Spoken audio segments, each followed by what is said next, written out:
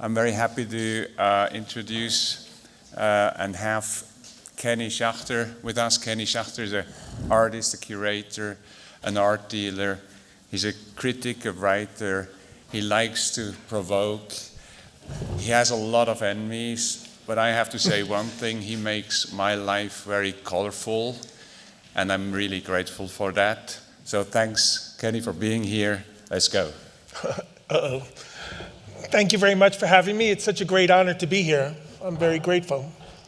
And speaking of polarizing and making more enemies, I'm going to be talking about NFTs, something everyone loves to hate. And the topic title was NFTism, the last ism.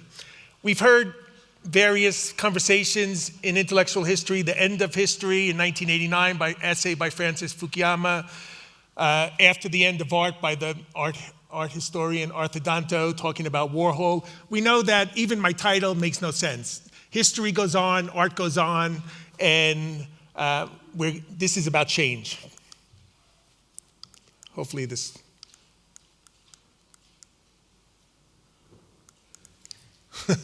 Change, okay. So, is that the? Okay, last night Chris Durkin asked the question to the audience, who's a good professional and who's a bad professional? I was the only one who raised my hand when it said who's a bad professional. So let me make a fool of myself in real time here. But when it comes to different isms in art, it's been spoken about before in the museum discussion that I always say that I work in the art world, so I never get to speak about art. All anyone wants to hear about is money. So I've even come up with the term 20 years ago about economicsism. Okay. Chris Burden in 1985 made a piece where he exhibited $1 million worth of art when that used to be a substantial amount of money. That shows you how inflationary the times are we live in. Why not just show the money, he said, instead of just art, which ultimately was about money. Then, this is going to make me no friends. I think today we have a dumbing down of art, infantilism, where, oh, come on, maybe I'll just stand up and make this easier. Toys R Us art. So, oops, oh, come on. Okay, we have Cause, we have Daniel Arsham and Damien Hirst, where there seems to be a hybrid of art where it becomes something which is somewhere between a toy, a luxury good, and a design object. Which brings me to the topic of the discussion, NFTism. NFTism is a term that I coined, which I don't really care about NFTs. NFTs are nothing. It's just really a digital smart contract. But for me, what's interesting is digital art. We live in today a renaissance of digital art. And I've even gone as far as tattooing that word on my arm to show you how strongly I feel. Since I got involved with NFTs a year and a half ago, not one day of my entire life has been the same. And the fact is, I have made digital art for 30 years. It's only now that there's an audience that has developed for a market for digital art through NFTs. It's not just a market, but it's a war. I mean, the trolls and the pushback and the fights that transpire with conversations about NFTs are almost disturbing and a little scary and shocking. So, if you want, this is a documentary that's available on YouTube by a journalist called Dan Olson. If you hate cryptocurrency and the blockchain, this is the film for you. This is a wholesale indictment of everything that ever existed and was said about crypto art. We all know I'm not a proselytizer, an evangelist, I've been called, or a zealot. I fully appreciate the shortcomings of this field. We know the excessive environmental consumption from mining Bitcoin and Ethereum. We know all the scams and all the criminality that associates with money laundering and tax evasion, but that's not prone just to digital art. This is part of human nature. I mean, in humanity, there's a Bell's curve of integrity and morality, and NFTs fit firmly within the confines of that.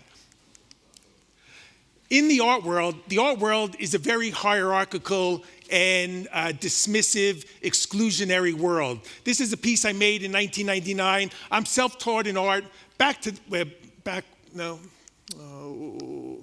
Okay. Simone de Pury, who I adore, once made a comment that in a documentary, The Price of Everything, that it's good that art is expensive because that way it gets preserved over the course of history. And I think that's a terrible statement, even though I quite adore him. It's art that isn't expensive that needs to be preserved. But as I'll contradict myself throughout this short, quick, I had 10 coffees so I could squeeze this into 20 minutes because that's not normally how I think or speak. But it's good that digital art has, of course you hear about the stupid money situation, but that's good because it's raised the consciousness and awareness of digital art. So, okay, stop.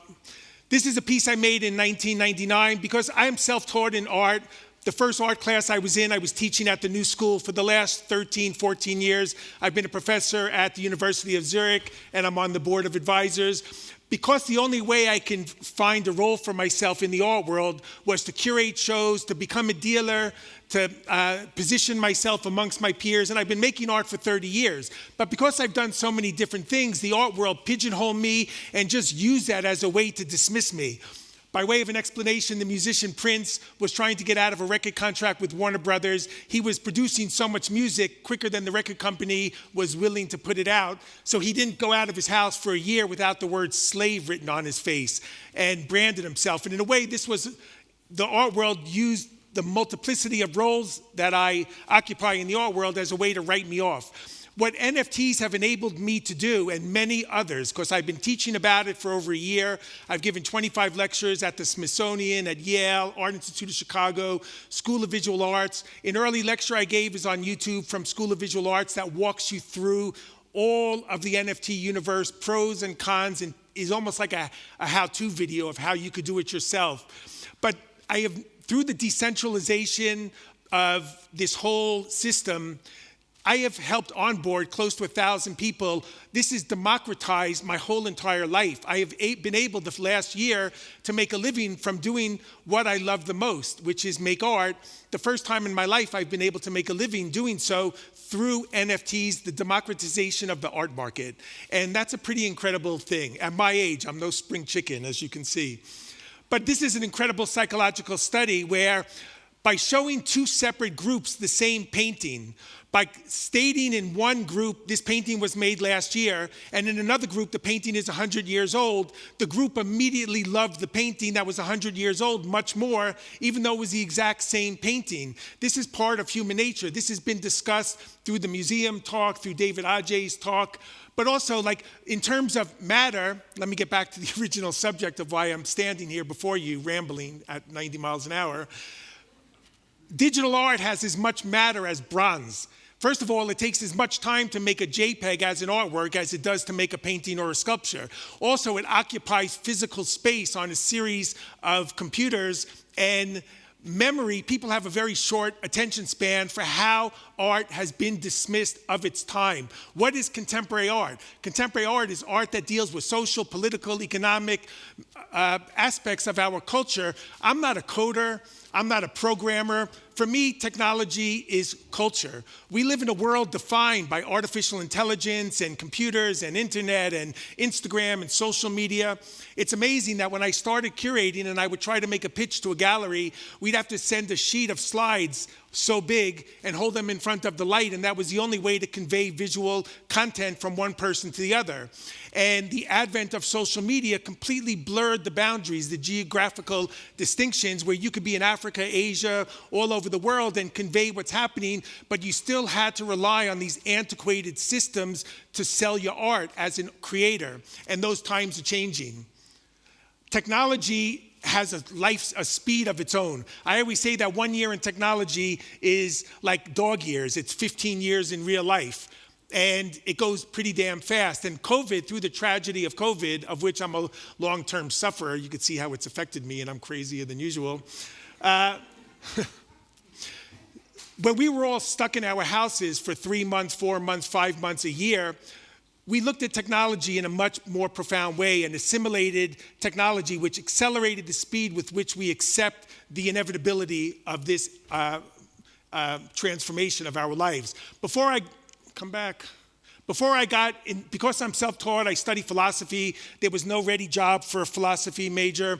I went to law school just to hide from the marketplace until I decided what I didn't want to do. And I certainly never wanted to do law.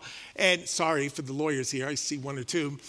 I used to think I had this romantic notion of the art world that people were swinging from chandeliers, drinking absinthe, and going to orgies. And little did I know that the art world is the most conservative industry out of all I've worked in. I somehow managed to pass the bar, even though I never went to school. I worked full-time throughout day school, took the exams. I was in the fashion business. You wouldn't know it from my outfit. I worked on the floor of the stock exchange. But nothing prepared me for the backwards way of thinking in the contemporary art world. It's shocking and almost shameful. You think of the I'm not going to make any friends. You think of the gallery system as we know it is maybe 150 years old. It's not the end-all and the be-all. We need to open our minds to change. So we have the Hauser & Wirth Hospitality Company. We have Gagosian, who has a gallery in every time zone, open 24 hours a day. But there hasn't been any innovation in the art world since 100 years or more. Again, back to the memory. People have the way we adapt to change. The reason there's been so much resistance to NFTs, to digital art, to me, people have, it's a natural defense mechanism to be scared and fearful of change. When we face something new and uncomfortable, the first kind of impetus that you feel psychologically is to push it away, push back. And this is Whistler, who was called an affront to the aesthetics. That's a nice painting. If you go see in the new Kunsthaus in Zurich, this crazy Monet collection, which is like fire. Anyway, I would love to have that wallpaper in my house, Monet wallpaper. This is a resistance of what's now fully integrated, assimilated, and accepted in our lives. Duchamp, back to museums. Duchamp said art in a museum should have a shelf life of 50 years, that you shouldn't just put these objects on a pedestal and revere them. And what's crazy about digital art, which is absolutely a schism, a total break from the past. Typically, you would have a work in a museum that sits on the wall for hundreds of years, and then you passively just face it and look at it. In the digital world, the fine art world lives on Instagram. The digital world lives on Twitter and an app called Discord. I go to Discord, because of the NFTs that I've presented and sold, I go to Discord every day with a community of people, and they criticize me, they question me, they support me, and art has become the distance between the creator, the maker, and the audience has been completely collapsed and conflated. So in the past, an artist would sell something at a gallery, and they may not ever find out who the ultimate buyer was. In the digital world, you're not only in direct conversation with the people that are the end users, the collectors of this work, but you're in a battle, and it's a battle I love, because unlike the fine art world that just looks to dismiss me and write me off, I'm sure many of you can understand why after hearing me for 10 minutes, but there's an incredible degree of engagement, of community, the likes of which I've never seen before. I have an exhibition in Berlin that just opened at Nagel Draxler. I'll show you some images, but normally I dread openings. Hard to imagine since I'm a little bit outgoing. But I dread art openings because you're always wondering who didn't come, why didn't they come, why is it so thinly attended. And at this opening that I just had a few weeks ago in Berlin, there were coders, mathematicians. It was this incredible degree of engagement during the course of the opening where there were groups of people in discussions about art, discussions about technology, and this cross-pollination, which is something we've heard about endlessly in the arts. It was right in front of my nose, and it was so fantastic to just talk to people and relate to people in such an extent I've never seen before. So back to the conservatism of the art world. During lockdown, we had something called OVRs. I would say online viewing rooms by art fairs and galleries were glorified websites, but there was nothing glorified about them. They were crappy websites. How could this be the present state of the art world via technology with a website? We're in the metaverse. We're in a totally different age. I created during Basel Fair with Nagel Draxler a collaboration with Zaha Hadid, who was one of my closest friends, and we did many exhibitions together. I've written on her. And they created a metaverse exhibition space that coincided with the Basel Art Fair. And it was an incredible way to, like, again, democratize Zaha architecture, and it was accessible to everybody across a wide spectrum. Now we have these new platforms. There's never going to be a world with no gatekeepers. Now we have Super Rare, OpenSea, Feral File, which is an amazing platform for digital art, not just commercial collectible stuff. Unfortunately, with NFTs, which in a year, the NFT universe is going to eclipse the entire breadth of the fine art market. It's already up to near $40 billion. And the fact is, unfortunately, as it stands today, the majority is what's called collectible art, like these toys and stuff that I alluded to before, but I'm not going to get further into. Collectible art, excessive series of NFTs, sports figures, celebrities, and it's less than 10% artists that are participating in the space. And my greatest hope is that in the coming years, there's going to be an explosion of fine art people, as we know, in this crowd, and stepping into the digital sphere, and it's already started to happen, and I'll get into it in 1 second. David Hockney, who I adore, made this comment, which was rather stupid, that crypto are silly little things for crooks and swindlers. And again, that affirms many people's stereotypes of who I am and what I'm talking about. But it's funny because whenever people say to me, what is an NFT? I use David Hockney as an example. He just had an amazing show at the Royal Academy in London of iPad drawings. David Hockney, as much as he hates NFTs, he's the greatest practitioner of NFT art. He makes NFTs. He makes these drawings on his computer. Would you rather buy a shitty print from Paste for $250,000? Or would you rather own the file that David created the iPad drawing in initially? Then you could output it however you want, as wallpaper, as a giant photograph, a small photograph, or a digital file. That's how the art was born on his computer.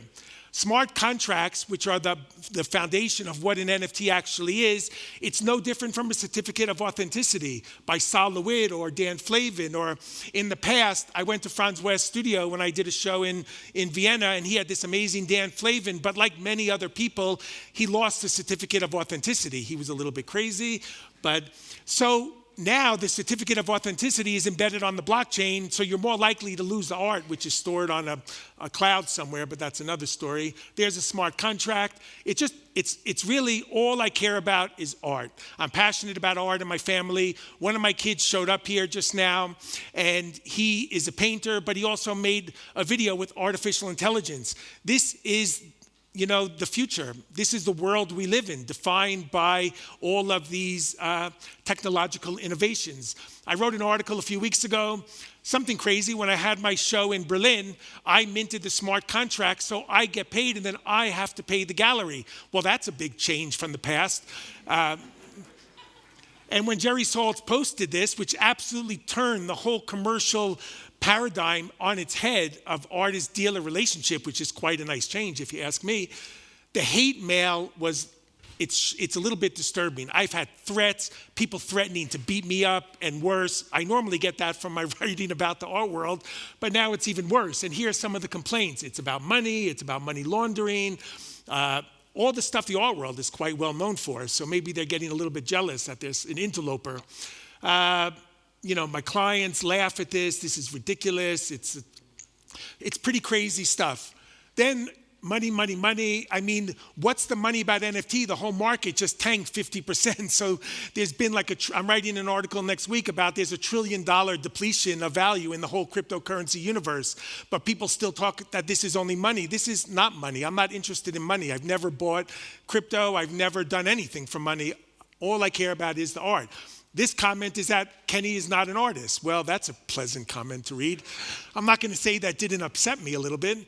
But it says everyone can buy and sell art. Let me tell you, it's easier to be an artist than to sell art. Yes, it's easy to buy art, but it's very difficult to sell it. So I criticize the art market and dealers, but I have an extraordinary deep well of respect for art dealers and the hard work. Being ahead of the time is worse than being behind the time. And two of the artists that are most significant to me, Vito Acconci died destitute. Paul Thek, destitute in his death. Paul Thek lived in Europe. There was no social media. He could never communicate to the States what he was doing after a successful career in New York. Vito Acconci made this piece Trademark, where he bid himself to brand himself in the same way that I wrote dealer on my face, in a sense. Paul Thek was this extraordinary artist. He made these meat pieces that talked about the fragility and the vulnerability in this extraordinarily hair thickness line between life and death. I helped to curate a show at the ZKM Museum that went to the Reina Sofia of Paul Thek with Falkenberg and Peter Weibel. But the ZKM is an extraordinary museum. It's probably the most advanced. Up to the minute, there was conversation, of course, about museums collecting. Let me just say that I'm not saying museums should collect NFTs. I'm saying museums have to collect NFTs. It's their obligation to collect NFTs. NFTs are being made by the second from all of the budding artists of our time, including my kid over there in the audience. And this is where contemporary art is NFTs. This is the obligation of museums to collect this. And the ZKM did an extraordinary show in 2017 where they had a miniature mining rig in the museum, and they minted Bitcoin, and they used the Bitcoin to start a collection of NFTs, and I'm proudly in that museum collection. So many museums during COVID, they lessened the already ridiculous, lax, liberal regulations about museums deaccessioning art. It's disgraceful the amount of art that's being sold by museums, including the Metropolitan Museum in New York and many others. Why can't museums use NFTs instead of selling just postcards and posters? Why not, like the Uffizi did it with a Da Vinci painting? There's so many innovative ways. It was mentioned during the museum talk of engaging with artists. Engage with artists, make NFTs, and let the museum dip their toes into that sector instead of selling art from their collection. It's terrible. Okay, I'm almost done, I promise. Kevin Abash is an amazing artist. He made this piece in China, in NFT, and he employs artificial intelligence. He's been working with crypto since 2013, and he secretly embedded information about the Uyghurs, this Turkish group that's being completely obliterated in genocide in China, and he snuck it in like a Trojan horse into the National Museum in China and made comments about this subjugation and suffering inside the country. He's an extraordinary conceptual artist. These are some of his works. He uses artificial intelligence, algorithms, and embeds. He did one piece where some of the holders of his work got free health insurance. He used the proceeds of his NFT sales to buy a satellite and monitor environmental damage. This is a young artist called 8-Bit Titty, a digital video artist. Her title's quite hilarious, although maybe not suitable for today's crowd. She used artificial intelligence to write her artist statement and uses I mean, it's just amazing, this kind of conflagration between creating, thinking about things, and then employing the means around us, computers and technology, to impact and almost as a collaborative effort in making art with machines. Roe Etheridge, very well-known, established photographer, just did his first NFT project with animations. This is an incredible woman, a young artist, lives in Berlin. She was a painter, and then she taught herself coding. She's not making a cash grab just to make as much money as she can. She's worked with universal equality in wages, in community endeavors to help underprivileged people. This was an NFT. An NFT she made was $35. And she used this kind of modernist trope, but these were all different formats of computer screens from iPads and telephones, and employed it and combined it with art historical notions. It's been spoken, gamification. NFTs were born from computer games. This is a piece that Sarah made about environmental destruction, turning it into a game. It's not a game, it's one of the most serious issues we face in the world today, and she's made digital art about it. This is a painter, that's me, never shutting up, by a painting by a 67-year-old Hungarian painter who lives in Vienna. Great story, I'm wrapping up. I found her work on Instagram. I wrote her a letter. Who are you? What are you? Are you young? Are you old? Are you married? Are you gay? I just wanted the whole story. And she was in her 60s, painting in obscurity in Vienna for the last 20 years, and I just fell in love with her work, curated into shows, and now the Albertina just acquired a major piece, and she's in private collections and museums all over the world. And she also employs digital work and NFT work in her painting.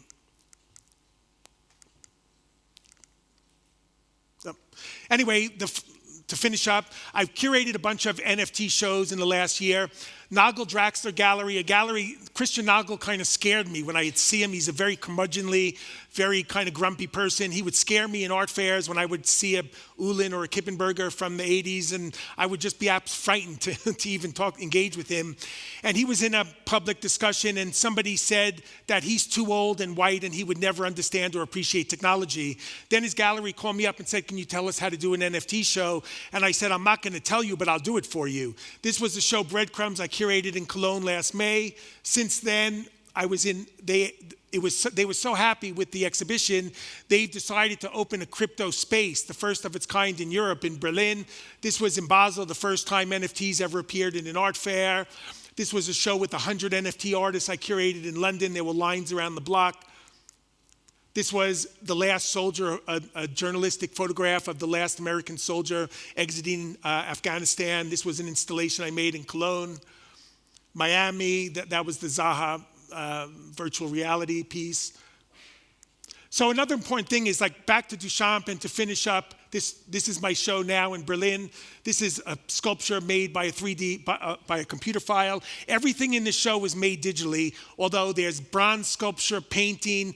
It's really like the most reductive way of thought, where number one, I wanted to show that people think of NFTs, and one of the prejudices is that you can only see it on a computer, you can only see it on your phone. That's absurd. I had paintings in the show, installation with wallpaper. It was called Metadata, like Dada.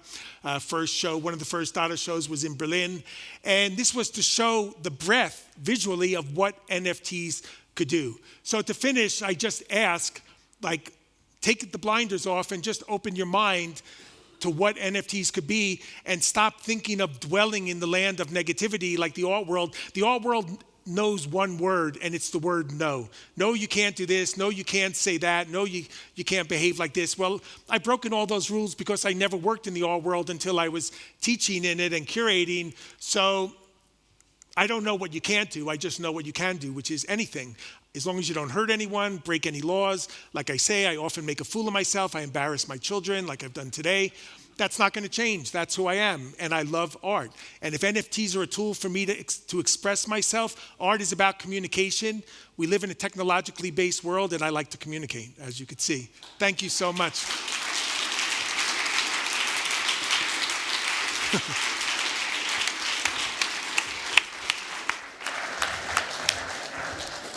Yeah, what an amazing finish. Thank you for it. Wait a second. Thank you for the firework, Kenny. Are there any questions? Oh, we yeah, take questions. one or two questions. Please ask Kenny if you want to know more. And otherwise... I scared everybody. By the way, feel free to contact me on social media, or every time I lecture and teach, I constantly ask people, ask me any question at any time. And it's I think sharing information, I spend my whole life learning and the rest of my life teaching, and it's part of my practice. This talk is as much crazy performance as anything else, but it's so important that if you have any questions and you don't feel like asking now, I return every single DM on Instagram or text or email within 24 hours, and it gives me great satisfaction and pleasure to help people and to be accessible. Yeah, so thank you, Kenny. I think you also bring something into the game here about museums, is accessibility. And I think, I thought about these 2 days we just spent here, and it almost seemed to me we built a perfect temporary museum for 1.5 days. If you think of that not as a symposium, but as of a museum, I mean, that's the museum I would like to have in the future, these 2 days we had here. There's all sorts of things going on. People can come, people can go, people can be unpolite, they can be embarrassing, they can be touchy, they can be highly intellectual, all these things. And if you talk about complexity, I think it was super complex, right? These 1.5 days. But I think people are ready for complexity, but you have to talk to them. You have to approach them. I do these walks at Kunsthalle very often. People are very smart. Visitors are very smart. but you have to talk to them, you have to go get them, and you have to approach them. And I think, and then the second thing, and you have to talk about important things. Not important things in the art world, important things in our world, in our lives. And I think that's what happened here on all different levels. And I think that's why, for me, it has been, again, a super weekend, super intense as well. But yeah, I like the intensity of it, and thank you, everybody, for coming. Thanks, Kenny, again. Thanks all you, the visitors, all the speakers. Amazing. That was really a blast for me to be here with you. Thank you for coming.